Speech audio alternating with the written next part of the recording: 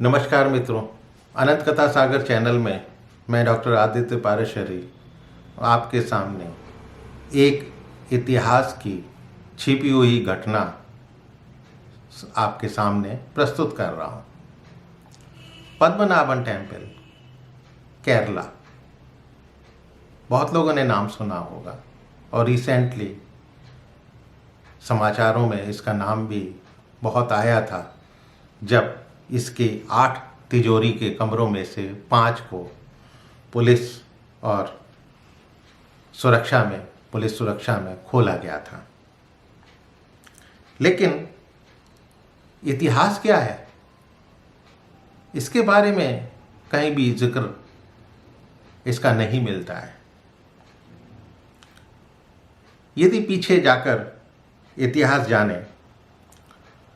तो किसी जमाने में वीरंगटी ओस्ट इंडिश कंपनी VOC और सिंपली आप कह सकते हैं कि डच ईस्ट इंडिया कंपनी, वो एक बहुत पावरफुल कंपनी थी जिसके पास मिलिट्री थी और नेवल फोर्सेस थी। उसका धंधा स्पाइसेस, मसालों का था, जो 1602 में एस्टेब्लिश की गई थी और एक तरह से इनकी मोनोपोली थी मसालों के व्यापार में।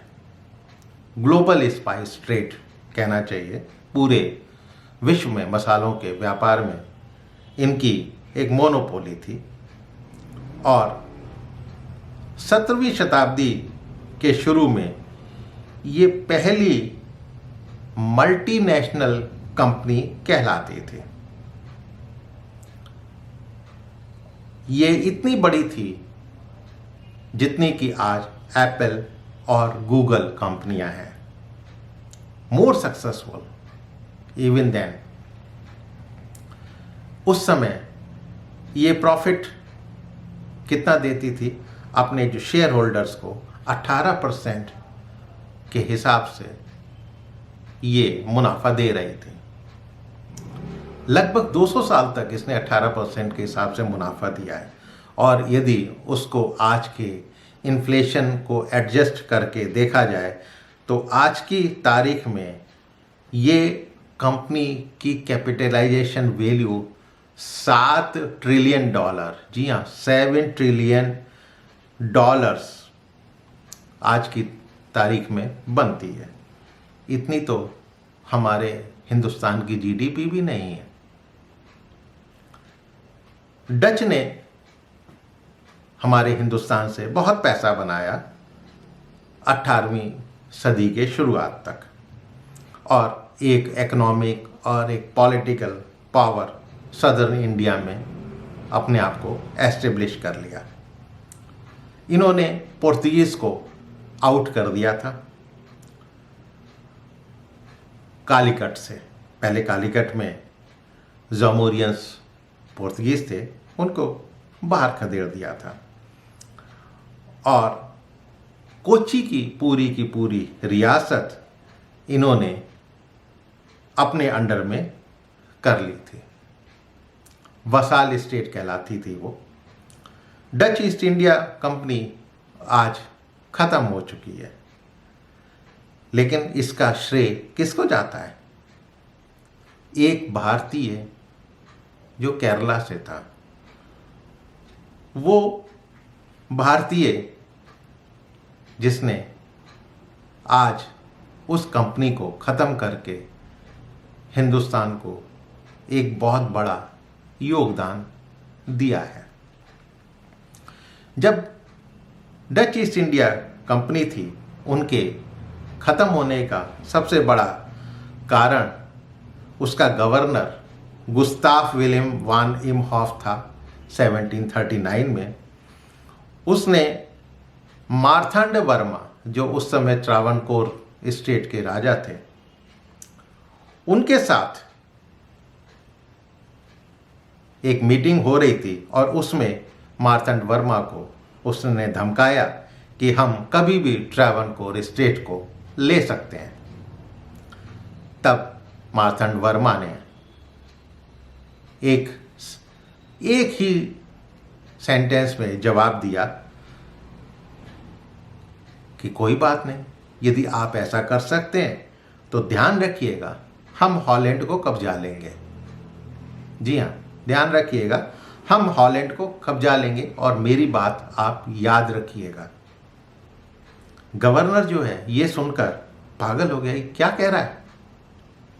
वो वहाँ से मीटिंग से उठकर चला गया और उसने सोचा इस राज्य को अब मुझे सबक सिखाना पड़ेगा। उसने बड़ी जल्दी ही एक डच आर्टिलरी फोर्स तोपखाना उसने वहाँ पर भेजा लड़ाई के लिए, और उनके जो इरादे थे वो ये है कि ट्रेवनकोर को कब्जा लो। ट्रेवनकोर यानी पद्मनाभनपुरम।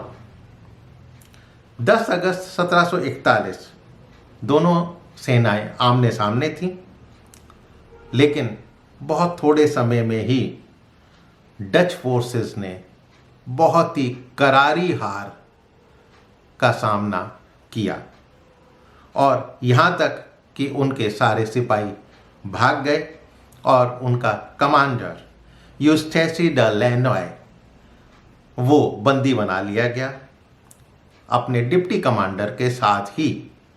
मार्तंड वर्मा ने जबरदस्ती उनसे एक संधि पत्र साइन करवाया और उस संधि पत्र के अनुसार मालाबार के आसपास के जितने किले थे और पोर्ट था वो उन्होंने वापस ले लिया और उनकी company Dutch east India company का जो स्पाइस ट्रेड था, मसालों का व्यापार था, वो उनसे छीन लिया।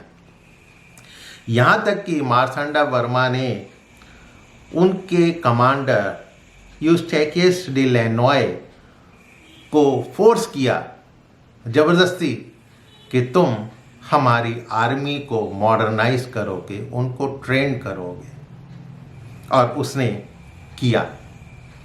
और वही मॉडर्न आर्मी आज मद्रास रेजिमेंट, इंडिपेंडेंट इंडिया की मद्रास रेजिमेंट के नाम से वो जानी जाती है। डच